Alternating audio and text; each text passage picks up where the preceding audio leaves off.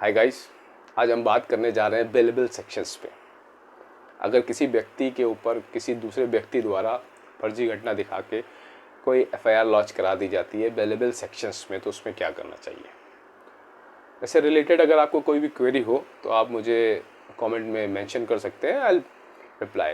Okay, चलिए शुरू करते हैं। तो मान लीजिए कोई बेलेबल सेक्शंस में आपके खिलाफ एफआईआर हो गई है, तो क्या करना चाहिए। नॉर्मल प्रैक्टिस में लोग कहते हैं बेलेबल सेक्शन से कहीं जाने की ज़रूरत नहीं, खड़े खड़े बेल हो जाएगी। जी हाँ, बिल्कुल खड़े खड़े बेल हो जाएगी। मतलब खड़े खड़े का मतलब ये सेम डे बेल हो जाएगी आपकी। लेकिन जब आपके पास उसकी एक ऑलरेडी रेमेडी है कि अगर गलत तथ्य हैं एफआईआर के, तो उसकी दूसरी रेमेडी मौजूद है, तो भी हम बेल के प्रोसेस पे क्यों जाएंगे।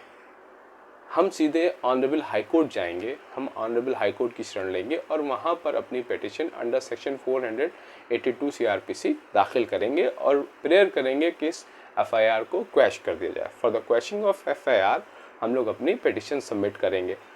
और दोस्तों, ये तभी पॉसिबल है जब आपके पास उसके लिए साक्ष्य मौजूद हो। यदि आप ऑनरेबल कोर्ट में, ऑनरेबल हाई कोर्ट में साक्ष्य दे पाएंगे कि ये जो घटनाकारी होना दिखाया गया है ये गलत है, उस समय पे आप वहाँ थे नहीं या ये घटना हुई नहीं है, स्वतंत्र गवाह आपके पास हैं, या जो भी एविडेंसेस आप देंगे, अगर उन एविडेंसेस को ऑनरेबल हाई कोर्ट सही मानेगा तो बिल्कुल आपकी एफआईआर क्वैश कर दी जाएगी। और अगर आपकी एफआईआर क्वैश हो गई तो आपकी बल्ले बल्ले मुकदमा ख़त्म। और मान लीजिए, फ़र्ज़ कीजिए कि आपकी एफआईआर क्वैश नहीं होती है, तो उसमें दो चीज़ें होंगी। ऑनरेबल हाई कोर्ट आपको डायरेक्शन कर देंगे कि आप लोअर में जाके बेल कराएं और ट्रायल फेस करें, और दूसरा कुछ दिन के लिए स्टे दे देंगे नेक्स्ट डेट तक आगे सुनने के लिए। मगर स्टे क्या होता है, एक मियाद का होता है, एक टाइम ड्यूरेशन के लिए होता है। उसके बाद फिर भी वो स्टे ख़त्म होगा, बेल फिर आपको करानी पड़ेगी। तो अब मान लीजिए कि आपका वहाँ से आपको हेल्प नहीं हो पाई, आपकी रेमेडी नहीं हो पाई, आप अपने साक्ष्यों को वहाँ पर फ़िलहाल प्रूफ नहीं कर पाए, तो आपको ऑनरेबल हाई कोर्ट ने बेल के लिए डायरेक्शन कर दिया।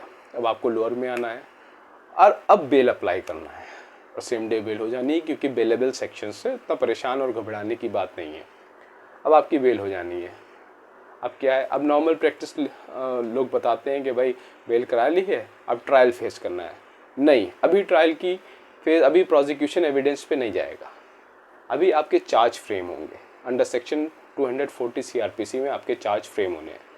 तो चार्ज फ्रेम होने से पहले आपको एक प्रार्थना पत्र देना है, एक एप्लीकेशन मूव करनी है अंडर सेक्शन 239 सीआरपीसी। इसको याद रखिएगा। ये नहीं कि बेल हो गई, भाई साहब चार्ज बनवा लो, चार्ज बनवा लो। आपसे गवर्नमेंट एडवोकेट कह रहे हैं कि भाई साहब चार्ज बनवा लीजिए तो मुकदमा चल जाएगा, आपका मुकदमा जल्दी निपटवा देंगे ना। आपके पास जब अपॉर्चुनिटी है अंडर सीआरपीसी तो आप उसका प्रयोग करेंगे, क्योंकि आप सही हैं और आपके हिसाब से एफआईआर गलत है। क्योंकि आप सही हैं और आपके हिसाब से एफआईआर गलत है, तो आपको अपनी अपॉर्चुनिटी का प्रयोग करना चाहिए। तो आप चार्ज फ्रेमिंग से पहले आप एक एप्लीकेशन अपने काउंसिल के थ्रू देंगे ऑनरेबल कोर्ट में under section 239 CrPC for discharge. जब डिस्चार्ज की आप एप्लीकेशन ऑनरेबल कोर्ट में देंगे, लोअर कोर्ट में, तो वहाँ आपको उस एप्लीकेशन के साथ सपोर्टिंग डॉक्यूमेंट्स देने पड़ेंगे। सपोर्टिंग डॉक्यूमेंट्स जो आपकी बात को, आपके कथन को सत्य बताते हैं कि हाँ, इन वजहों से, इन कारणों से ये धाराएं मुझ पर बनती नहीं है, इन वजहों से ये एफआईआर सही नहीं है। वो आपको कॉपीज अपने प्रार्थना पत्र के साथ सबमिट करनी पड़ेगी। उसके बाद आपके अधिवक्ता महोदय ऑनरेबल लोअर कोर्ट में बहस करेंगे, आर्गूमेंट करेंगे और आपकी पत्रावली फाइल जो है वो ऑर्डर के लिए रिजर्व हो जाएगी।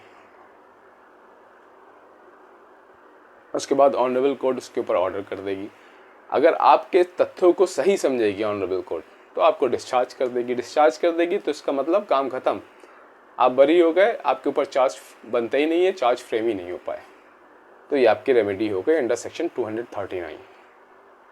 और फ़र्ज़ करिए कि यहाँ पर भी ऐसा हुआ कि कोर्ट को लगा कि नहीं, ऐसा नहीं है, ये मतलब इसको डिस्चार्ज नहीं किया जा सकता, तो उसने ऑनरेबल कोर्ट ने आपकी 239 की जो सीआरपीसी की एप्लीकेशन थी उसको खारिज कर दिया और नेक्स्ट प्रोसीजर में आपको फिर चार्ज फ्रेम होंगे। चार्ज कौन सी धारा में फ्रेम होते हैं, आपके ऊपर आरोप कैसे तय होंगे। आरोप तय होने का, आरोप बनने का मतलब ये नहीं है कि आप आरोपित हो गए, आप बिल्कुल ही आप जेल जाने वाले हैं, नहीं। अब आपके ऊपर आरोप बनेंगे, चार्ज फ्रेम होंगे अंडर सेक्शन 240। उसमें आपके ऊपर आरोप बनेंगे माननीय न्यायालय, क्योंकि आपकी पीछे 239 सीआरपीसी की एप्लीकेशन खारिज हो गई है, तो अब 240 सेक्शन के अंतर्गत आपके ऊपर आरोप बनेंगे। आरोप बनने के बाद आपको आरोप पढ़ के सुनाए जाएंगे। यदि आप हाँ कहेंगे तो इसका मतलब आपने एक्सेप्ट कर लिया, आप मुलजिम हो गए, आप तो फाइनल मतलब दो सिद्धि हो गई। नहीं, ज़्यादातर यही होता है, क्योंकि जब आप कह रहे हैं कि एफआईआर गलत है और आप प्लीड करके भी आ रहे हैं, आप 239 सीआरपीसी की एप्लीकेशन भी दे के आ रहे हैं, तो इसका मतलब जब आपको पढ़ के सुनाया जाएगा चार्जेस तो आप उसको डिनाई करेंगे। तो जब चार्ज फ्रेम के टाइम आपको सुनाया जाएगा पढ़ के, तो आप उसको नहीं करेंगे। तो उस पर लिखा जाता है, जो ऑर्डर चार्ज फ्रेमिंग के टाइम होता है अंडर सेक्शन 240 सीआरपीसी, तो उसमें लिखा जाता है कि मुलजिम को पढ़ के सुनाया गया और मुलजिम ने इन आरोपों से इनकार किया। अब 240 सीआरपीसी की कार्रवाई पूरी होने के बाद अब फाइल आपकी पत्रावली जो है वो प्रोसिक्यूशन एविडेंस पे आ जाएगी। अब वादी के बयान, तमाम चीज़ें, जिरहा, उसके बाद आपका बयान, फिर जिरहा, वो next proceeding till the end of the case, till the final argument, और उसके बाद ऑर्डर हो जाएगा। तो जहाँ पर भी आपको अपॉर्चुनिटी मिले, इस वीडियो का बनाने का मकसद ये है कि यदि आप सही हैं तो जहाँ पर जो जो अपॉर्चुनिटीज़ आपको मिल रही हैं आपको अवेल करनी है, छोड़नी नहीं है। जिस अपॉर्चुनिटी पे आपका केस हल हो जाए बस वहीं से आपको स्किप कर जाना है, मतलब केस ख़त्म हो जाना है आपका। और जहाँ अगर आपको लगे कि अब नहीं, अभी मतलब लगे कि अगर आपका ऑर्डर नहीं हो रहा है, आपके फेवरेबल चीज़ें नहीं जा रही हैं, तो उसको आपको आगे लड़ना है, क्योंकि आपको लगता है कि एफआईआर गलत है। होप कि ये चीज़ें आपको समझ में आई होंगी और ये आपके कुछ चीज़ें काम आ जाएंगी।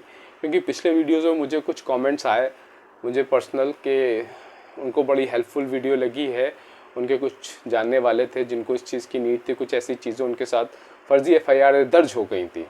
तो होप कि ये किसी न किसी के काम आने वाली, हो सकता है आप ही के काम आने वाली हो। खैर, अगर इससे रिलेटेड कोई भी चीज़ आपको क्वेरी हो तो आप प्लीज़ मुझे कमेंट में मेंशन करिएगा, मैं आपको हेल्प करूँगा। Thank you.